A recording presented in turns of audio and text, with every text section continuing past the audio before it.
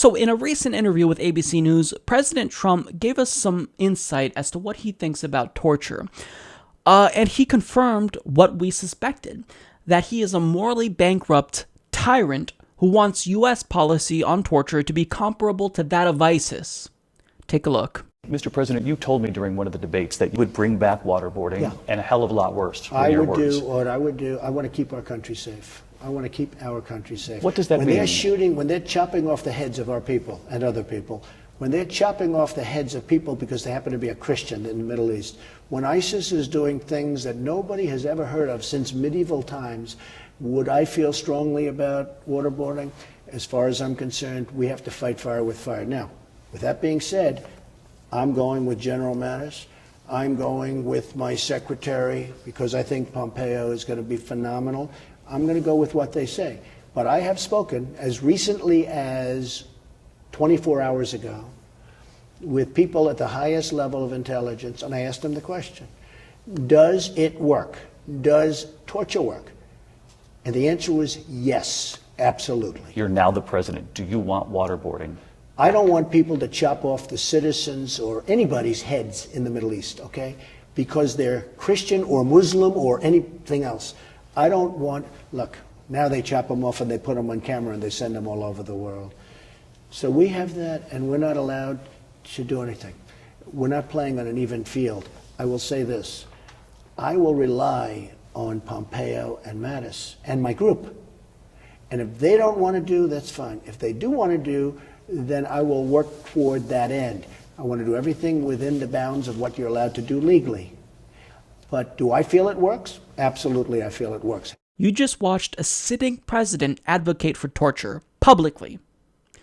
He didn't beat around the bush. He didn't call it enhanced interrogation. He just straight up advocated for torture.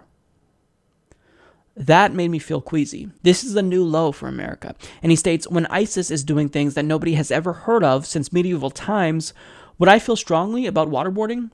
Well, as far as I'm concerned, we have to fight fire with fire. No. We're a civilized society, Trump. And civilized societies don't torture people. We don't torture people. This goes against the Constitution. This goes against U.S. laws. This goes against international laws. And this goes against who we are as a country. And it's contradictory that you claim that you're against medieval barbarism that you see with ISIS, because if you're against that, then why would you want to stoop to their level and do what they're doing? You talk about how they torture and behead people. Why would you, quote, fight fire with fire and do exactly what they're doing? Doesn't that make you a barbarian just like them? Doesn't that make you comparable to ISIS? And he claims that he spoke with high-level intelligence officials who claim that torture works. He said, I do feel it works, absolutely. Well, that's nice that you feel it works, but when you actually look at the data, when you look at the studies from actual scientists who studied it and looked at torture, it doesn't work. So Newsweek explains compelling scientific evidence is emerging that torture and coercion are at best ineffective means of gathering intelligence. Worse, as Shane O'Mara, a professor of experimental brain research at Trinity College Dublin, wrote in a recent book, Why Torture Doesn't Work, The Neuroscience of Interrogation, torture can produce false information by harming those areas of the brain associated with memory. O'Mara marshals a large amount of scientific literature to make this point. In one important experiment from 2006, psychiatrist Charles Morgan and colleagues subjected a group of special operations soldiers to prisoner of war conditions, including food and sleep deprivation and temperature extremes. These soldiers were highly trained and physically fit, and unlike most detainees, they were motivated to cooperate, but even they exhibited a remarkable deterioration in memory as a result of these stressful conditions. According to Carl, enhanced interrogation techniques have similar effects. It is obvious that sleep deprivation and temperature extremes disorient the detainee. They are designed to do so, he says. So when you put someone through trauma, how are you expecting to actually get meaningful information out of them? You can't. Now, furthermore, even if we can prove that it does in fact work, that doesn't change the fact that torture is illegal. So according to the 8th Amendment of the U.S. Constitution, the government cannot subject individuals to cruel and unusual punishment. Furthermore, government officials that are found guilty of torturing people are in violation of U.S. criminal codes and can be imprisoned for up to 20 years.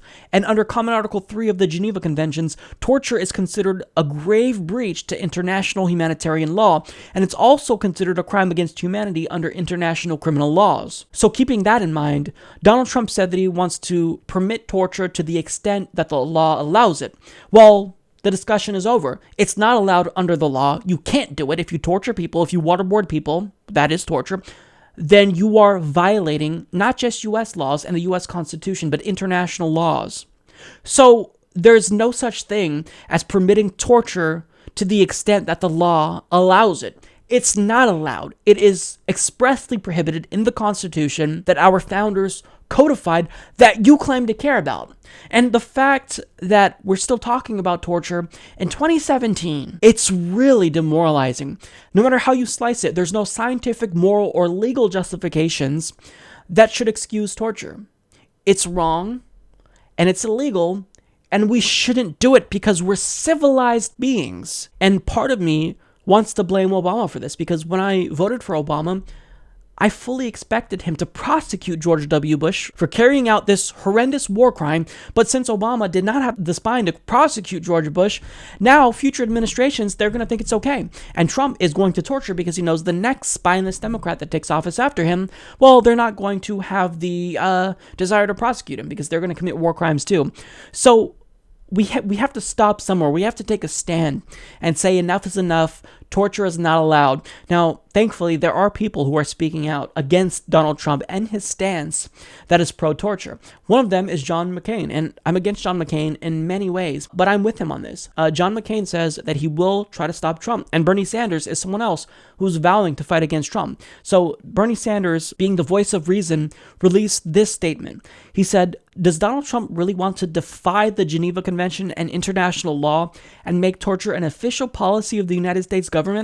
Does Trump really want to lead this country into shame and barbarity and undermine the values that have made us great and a respected nation? Does Trump really want to ignore the advice of U.S. military leaders who vigorously oppose torture? Does Trump really want to tell our military adversaries that if America does it, they also have the right to torture captured American soldiers? Whatever Trump may or may not want, Congress and the American people must defend American values. No torture. It's wrong. It doesn't work. And it's illegal. We don't torture in the United States. Period. We don't torture.